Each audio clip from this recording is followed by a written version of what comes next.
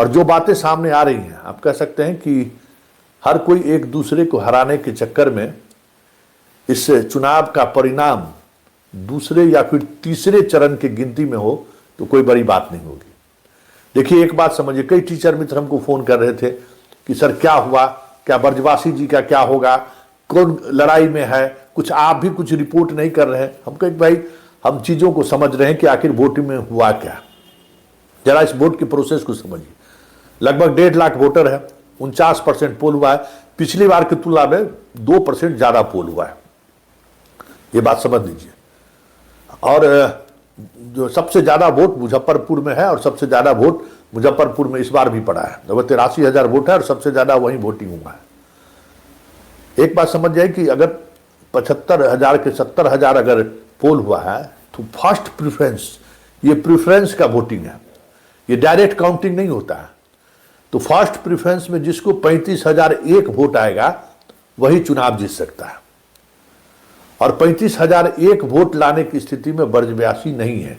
मतलब first preference में ब्रजव्यासी जी को 35,000 वोट नहीं आता हुआ दिख रहा है। दूसरी बात कि ब्रजव्यासी को, जो शिक्षक के हितैषी हैं, जिन पर शिक्षक काफी कुछ, कल उन्होंने भावुक होकर एक वीडियो भी जारी किया था, सेकंड चॉइस उन्हें बहुत कम लोगों ने दिया है।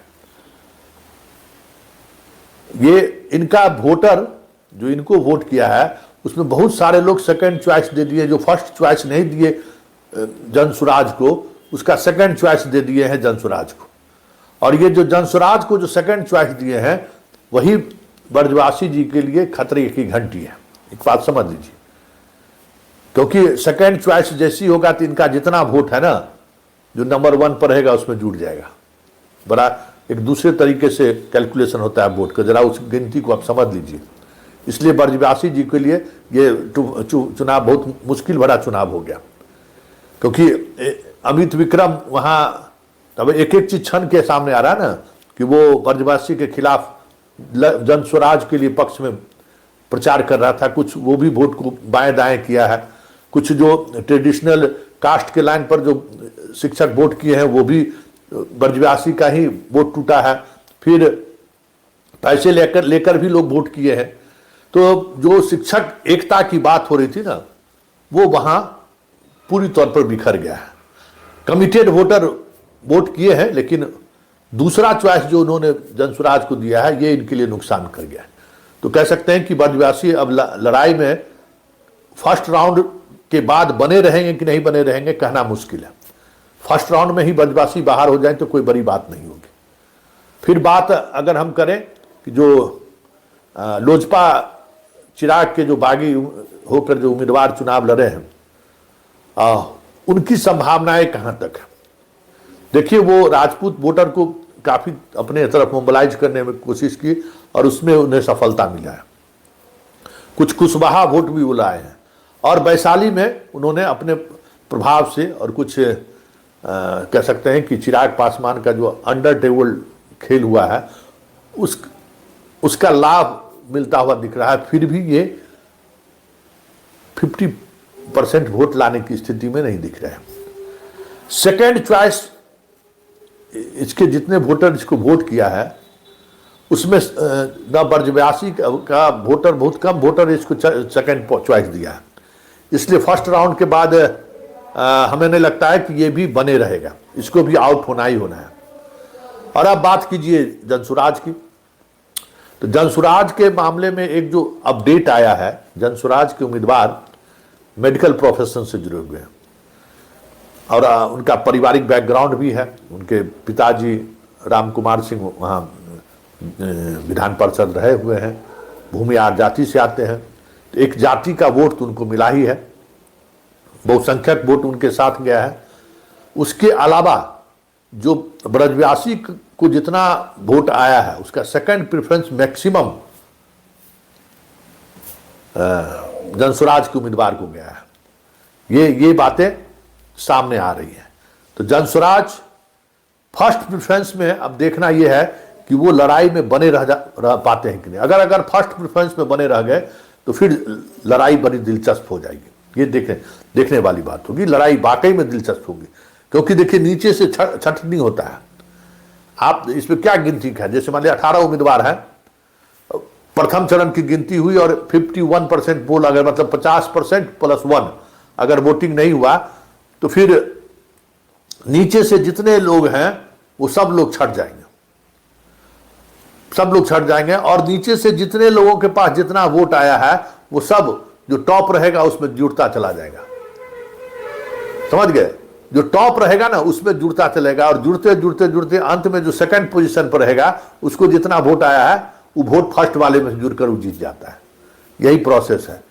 तो जनसुराज के साथ यही है कि फर्स्ट प्रेफरेंस में वो बने रहेंगे। सेकंड प्रेफरेंस को लेकर इनके पास प्लस पॉइंट यही है कि इनका वोट जो है सो वो वहां थोड़ा लाभ के इसमें है।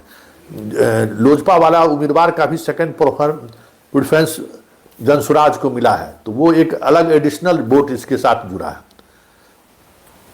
लेकिन जो मेन लड़ाई जो अगर देखें सीधे तौर पर आरजेडी और जदयू के बीच जो लड़ाई है, उस लड़ाई में जदयू के प्रत्याशी का फर्स्ट प्रेफरेंस में तो जीत का सवाल ही नहीं है। फर्स्ट प्रेफरेंस में तो किसी की जीत की संभावना नहीं है, वो सवाल ही नहीं है, कोई जीत नहीं पाएगा।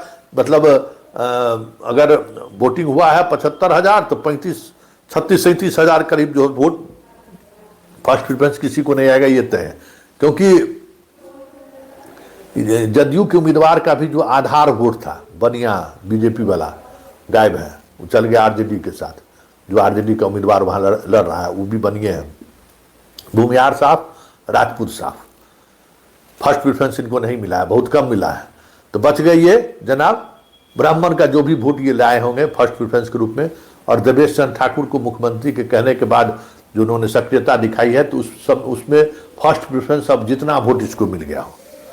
सीधे तौर पर फर्स्ट प्रेफरेंस में ये इस स्थिति में नहीं है कि वो जो है सो 50+1 हो जाए, इसलिए ये तय हो गया।